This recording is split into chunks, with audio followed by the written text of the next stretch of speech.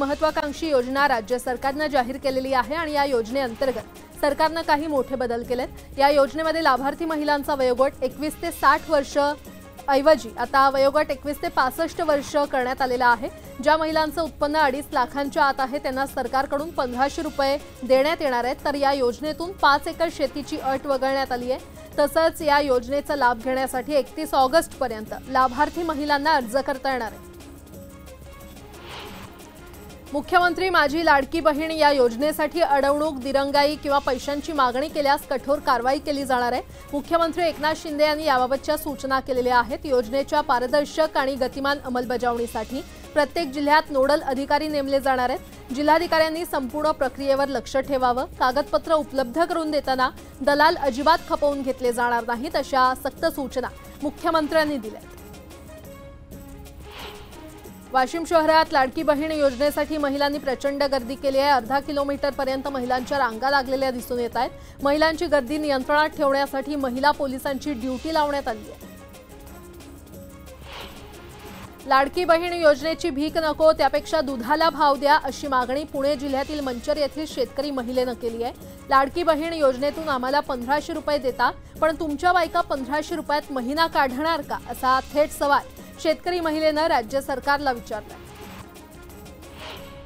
मुख्यमंत्री लाडकी बहीण योजनेसाठीचे अर्ज भरण्यासाठी तलाठी कार्यालयांमध्ये गर्दी पाहायला मिळते। मात्र त्यातच जळगावातील तलाठी कार्यालयामध्ये सकाळपासूनच सर्व्हर डाऊन असल्यामुळे महिलांना मोठ्या प्रमाणात गैरसोयींचा सामना करावा लागतोय। अमरावतीमध्ये लाडकी बहीण योजनेसाठी लागणाऱ्या उत्पन्नाचा दाखला आधार अपडेटसाठीचं सर्व्हर डाऊन झालेलं आहे। उत्पन्नाच्या दाखल्याची वेबसाईट संथ गतीने सुरू असल्याने महिलांनी सेतू केंद्राबाहेर रांगा लावल्या। छत्रपती संभाजीनगर जिल्ह्याच्या खुलताबाद तालुक्यातील जिल्हा परिषद शाळेची दुरवस्था झालेली आहे। गल्ले बोरगावात शाळेच्या वर्गातल्या भिंतींना तडे गेलेत। तर सध्या पावसाळा सुरू झाल्यामुळे अनेक ठिकाणी छताला गळती देखील लागली आहे। पावसामुळे जुनं छत कधीही कोसळण्याची भीती निर्माण झाली आहे। मात्र असं असलं तरी गल्ले बोरगावमधील विद्यार्थी आपला जीव धोक्यात घालून शिक्षणाचे धडे गिरवत आहेत। गोंदियामध्ये जिल्हा परिषद शाळांची दुरवस्था झालेली आहे। जिल्ह्यातील 714 शाळांमधील 1214 वर्ग खोल्यांना तातडीने डागडुजीची गरज आहे। तर 188 नवीन वर्ग खोल्या हव्यात। यासाठी शासनाकडे निधीची मागणी करण्यात आली असून अद्यापही निधी मिळाला नाहीये आणि त्यामुळे सर्वसामान्य मुलांच्या शिक्षणाकडे शासन दुर्लक्ष करत असल्याचा आरोप पालक करत आहेत। अकोल्यातील लाडकी बहीण योजनेसाठी महिलांकडून पैसे उकळणाऱ्या तलाठ्याचं निलंबन करण्यात आलेलं आहे। न्यूज 18 लोकमतनं बातमी दाखवल्यानंतर तलाठी राजेश शेळकेला निलंबित करण्यात आलेलं आहे। हिंगोलीच्या कृषी उत्पन्न बाजार समितीमध्ये हळदीची आवक मंदावली आहे। दर कमी झाल्याने आवक मंदावली असून मागील महिन्यात हळदीला प्रति क्विंटल 16 ते 16.5 हजार इतका दर मिळत होता, तर आता हा दर 14 हजारांपर्यंत खाली आला। धाराशिवच्या बोरगाव खुर्द येथील राजीव गांधी विद्यालय लातूरला स्थलांतरित करण्याच्या हालचाली सुरू झालेल्या आहेत। 15 दिवसांपासून शाळा कुलूपबंद असून विद्यार्थ्यांचं शैक्षणिक नुकसान होत आहे। शाळा गावाबाहेर गेली तर विद्यार्थ्यांची परवड होणार असून शाळा गावातच राहू दे अशी मागणी करण्यात येते। त्यासाठी विद्यार्थ्यांनी आंदोलन सुरू केलंय। अक्कलकोट येथे भव्य स्वामी समर्थ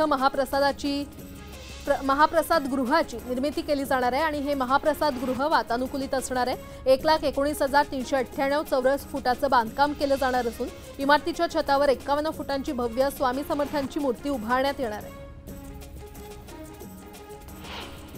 राज्यातील कोणत्याही शाळा आम्ही बंद पडू देणार नाही अशी घोषणा शालेय शिक्षण मंत्री दीपक केसरकर यांनी विधान परिषदेत केली आहे। मुंबईतल्या बंद पडलेल्या 500 शाळा आम्ही सुरू केल्या आणि त्यांचं वेतन राज्य सरकार देतं असंही त्यांनी स्पष्ट केलं। चंद्रपूर जिल्ह्यातील वरोरा तालुक्यातील टेंबुर्डा गावाजवळील महामार्गालगत जामणी या गावापर्यंत डांबर रस्ता बनवण्याचं काम सुरू आहे। कामाच्या जागी ग्रामस्थांनी भेट देत कामाची पाहणी केली आणि यावेळी डांबरी रस्ता हाताने उखडला जात असल्याचं निदर्शनास आलंय। त्यामुळे ठेकेदारानं शासनाचे पैसे भरून द्यावे अन्यथा तीव्र आंदोलन करू असा निर्वाणीचा इशारा स्थानिकांनी दिलाय। मुंबई गोदावरी एक्सप्रेस पूर्वीप्रमाणे मनमाडमधून सोडण्यात यावी तसंच बंद करण्यात आलेली मनमाड इगतपुरी शटल सेवा पुन्हा सुरू करण्यात यावी या मागणीसाठी रेल्वे प्रवासी संघटना आणि कृती समितीतर्फे सह्यांची मोहीम सुरू करण्यात आली आहे। या मोहिमेला नागरिकांचा उत्स्फूर्त असा प्रतिसाद मिळत असून जर दोन्ही गाड्यांबाबत रेल्वे प्रशासनाने सकारात्मक भूमिका नाही घेतली तर आगामी काळात तीव्र आंदोलन छेडण्याचा इशारा देण्यात आला। नांदेडमधील तरोडा नाका भागात राहणारे 37 वर्षीय अभिजित ढोके यांचा नांदेड लातूर महामार्गावर कार अपघातात मृत्यू झाला। ढोके यांच्या मृत्यूनंतर त्यांच्या कुटुंबियांनी अवयव दान करण्याचा निर्णय घेतला। हृदय, यकृत आणि 2 किडन्या छत्रपती संभाजीनगर येथे तर डोळे नांदेडच्या शासकीय रुग्णालयामध्ये दान करण्यात आले। हैदराबाद इंदूर महामार्गाच्या भूसंपादनात मुक्ताईनगर तालुक्यातील शेतजमिनी दर्जाहीन दाखवल्यामुळे शेतकऱ्यांनी तहसील कार्यालयासमोर आंदोलन केलं। एका शेतकऱ्याने तहसील कार्यालयासमोर आत्मदहन करण्याचा प्रयत्न केला। आत्मदहन करणाऱ्या शेतकऱ्याला पोलिसांनी ताब्यात घेतले। साताऱ्यातील झाडांनी जमीन खरेदी प्रकरणाबाबत जिल्हाधिकारी कार्यालयामध्ये आज सुनावणी होणार आहे। गुजरातचे मुख्य जीएसटी आयुक्त चंद्रकांत वळवी यांच्यासह 3 जणांना आज जिल्हाधिकारी कार्यालयामध्ये हजर राहण्याचे आदेश देण्यात आले। चिपळूण तालुक्यामध्ये मुसळधार पावसामुळे पेरणीच्या कामांना वेग आलेला आहे। ठाकरे गटाचे नेते भास्कर जाधव यांनी विधानसभेच्या अधिवेशनातून वेळ काढून आज कुटुंबासोबत त्यांच्या चिपळूण तालुक्यातील तुरंबव या मूळ गावी दरवर्षीप्रमाणे शेती केली आहे। नंदुरबार जिल्ह्यामध्ये समाधानकारक पाऊस पडल्याने पेरण्यांना वेग आल्याचं पाहायला मिळतंय। जिल्ह्यामध्ये आतापर्यंत 20% पाऊस पडलाय। जिल्ह्यातील खरीपाच्या 2,73,000 हेक्टर क्षेत्रापैकी केवळ 38% क्षेत्रांवर पेरण्या पूर्ण झाल्या। बुलढाणा जिल्ह्यातील वजर या गावाला अभयारण्य परिसरानं वेढा घातलेला आहे। त्यामुळे या गावात कायमच जंगली प्राण्यांचा मुक्त संचार पाहायला मिळतोय। मात्र आता गावात वाघांच्या पंज्याचे ठसे दिसल्यानं गावकऱ्यांमध्ये भीतीचं वातावरण पाहायला मिळतंय। त्यामुळे वन विभागानं वाघाला जेरबंद करावं अशी मागणी होती। भर पावसाळ्यामध्ये बीड शहरात नागरिकांना पाणी टंचाईचा सामना करावा लागतोय। तब्बल 25 दिवस झाले तरी नळाला पाणी न आल्यानं पंचशील नगर भागातील महिलांनी थेट नगरपालिका कार्यालयातच ठिय्या मांडला। यावेळी नगरपालिका प्रशासनाच्या गलथान कारभाराचा महिलांनी निषेध व्यक्त केला। 1 जूनपासून 31 जुलैपर्यंत मासेमारी बंद असतानाही आता पालघरमधील काही भागांमध्ये अद्यापही छुप्या पद्धतीने मासेमारी होते। यात बेकायदेशीर मासेमारी करणाऱ्या 11 बोटींवर पालघरमध्ये कारवाई करण्यात आली आहे। या 11ही बोटींचा परवाना पुढील 3 महिन्यांपासून रद्द करण्यात आला आहे। उरुळी कांचनमध्ये जगद्गुरू संत तुकाराम महाराजांचा पालखीचा नगारा अडवण्यात आला। उरुळी कांचन गावामध्ये दरवर्षीच्या मार्गावरून पालखी घेऊन न गेल्यानं ग्रामस्थ आक्रमक झालेत। गावकऱ्यांनी पालखी थांबवली। पालखी लोणी काळभोरचा मुक्काम आटपून यवतच्या दिशेनं मुक्कामी निघाली आहे। उरुळी कांचनमध्ये संत तुकाराम महाराज पालखींचा वाद पेटल्यानं पालखी गावातून घेऊन जाण्यावर वाद झाला। यावेळी नगाऱ्याचे बैल काढल्यानं पोलिसांनी हातानं बैलगाडा ओढत नेल्याचं दिसून आलं। संतश्रेष्ठ ज्ञानेश्वर माऊलींचे कनिष्ठ बंधू सोपानदेवांच्या पालखी सोहळ्यानं सासवडमधून पंढरपूरकडे प्रस्थान ठेवलंय। ज्ञानेश्वर महाराजांचा पालखी सोहळा सासवड मुक्कामी आहे आणि दुसरीकडे सोपान काकांचा पालखी सोहळा पंढरपूरकडे मार्गस्थ होतोय। याला वारकरी दुग्ध शर्करा योग म्हणतात। ज्ञानेश्वर माऊलींचा पालखी सोहळा सासवड मुक्कामी आहे। सासवडमध्ये माऊलींचा पालखी सोहळा वारकऱ्यांच्या राहुट्यांसोबत मुक्कामी असतो। पालखीचा मुक्काम एका सुंदर शामियान्यामध्ये असतो। या शामियान्यामध्ये दर्शनासाठी भाविक गर्दी करतात। वारी काळामध्ये पंढरपूरकडे जाणाऱ्या आणि परत येणाऱ्या वारकऱ्यांच्या सर्व वाहनांना राज्य सरकारनं 21 जुलैपर्यंत संपूर्णतः टोल माफी दिलेली आहे। हा निर्णय आजपासून लागू झाला असून वारकऱ्यांकडून सरकारचे आभार मानण्यात येत आहेत। पंढरपूरमध्ये येणाऱ्या भाविकांना नौकाविहार करताना लाईफ जॅकेट मिळणार आहे। जिल्हाधिकारी कुमार आशीर्वाद यांच्या निर्णयाचं कोळी बांधवांकडून स्वागत करण्यात येते। आदिशक्ती संत मुक्ताईंच्या पालखीचं बीड शहरामध्ये जंगी स्वागत करण्यात आलं। तब्बल 750 किलोमीटरचा प्रवास करून सर्वात दूरवरून येणाऱ्या या मानकरी दिंडीचा बीडमध्ये 2 दिवस मुक्काम असेल।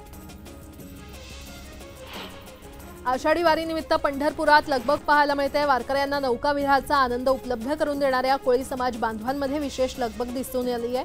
कोळी बांधवांकडून होडी दुरुस्ती आणि निर्मितीचं काम हाती घेण्यात आलं। राहुल गांधी 14 जुलैला वारीमध्ये सहभागी होतील अशी माहिती संजय जगताप यांनी दिली आहे। संत ज्ञानेश्वर महाराज संत तुकाराम महाराज यांच्या पालखीचं ते दर्शन घेणार आहेत। सर्वसामान्य वारकऱ्याप्रमाणे राहुल गांधी देखील वारीमध्ये चालतील असं त्यांनी सांगितलं। वारीच्या सोहळ्यात राजकारणाचे जोडे बाजूला ठेवा असा टोला देखील त्यांनी विरोधकांना लगावलाय। सोलापूरच्या खैराव गावातील एका शेतकऱ्यानं तुकोबांच्या वारीमध्ये संत गाडगेबाबांच्या पोशाखाचा पेहराव केलाय। शेतकरी फुलचंद ठिकठिकाणच्या पालखी तळावर होणारा कचरा साफ करण्याचं काम करतायत। ते स्वतः शेतकरी असून साहित्यिक, कवी, अभिनेता आणि लेखक सुद्धा आहेत। आषाढी यात्रेच्या पार्श्वभूमीवर जिल्हाधिकाऱ्यांनी दर्शन रांग, वाळवंट, 65 एकर भीमा बस स्थानक तसंच पालखी मार्ग आणि तळांची पाहणी केली आहे। तर दर्शन रांगेमध्ये भाविकांची घुसखोरी होणार नाही याची दक्षता घेऊन डबल बॅरिकेडिंग करून आवश्यक ती सुरक्षा व्यवस्था ठेवावी असे आदेश देण्यात आले। चोपडा तालुक्यातील वडतीमध्ये वृक्षदिंडी काढून 2,500 वृक्ष लागवड करण्यात आली। तालुक्यामध्ये 1 लाख वृक्ष लागवडीचा गटविकास अधिकारी यांचा संकल्प आहे।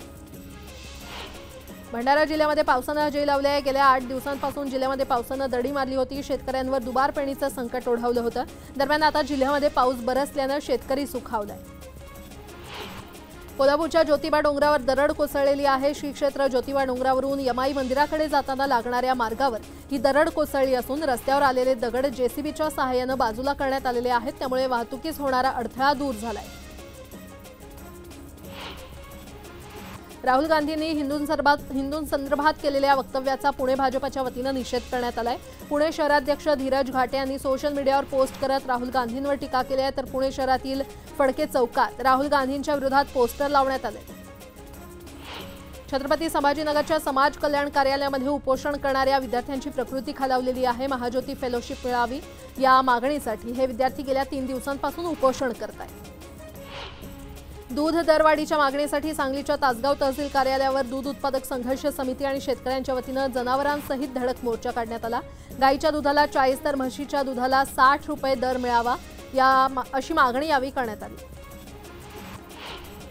कांद्यावरील निर्यात बंदी उठवण्यात यावी यासह शेतकऱ्यांच्या इतर मागण्यांसाठी चांदवडला कांदा उत्पादक शेतकऱ्यांनी आक्रमक भूमिका घेतली आहे। डॉक्टर श्याम पगारसह इतर शेतकरी 3 दिवसांपासून अन्नत्याग आंदोलन करत आहेत। धुळे जिल्ह्यातील स्वस्त धान्य दुकानदारांचे प्रश्न आणि प्रलंबित मागण्यांसाठी स्वस्त धान्य दुकानदार संघटनेतर्फे धरणे आंदोलन करण्यात आलं। यावेळी संघटनेच्या वतीनं मागण्यांचं निवेदन जिल्हाधिकारी आणि जिल्हा पुरवठा अधिकाऱ्यांना देण्यात आले।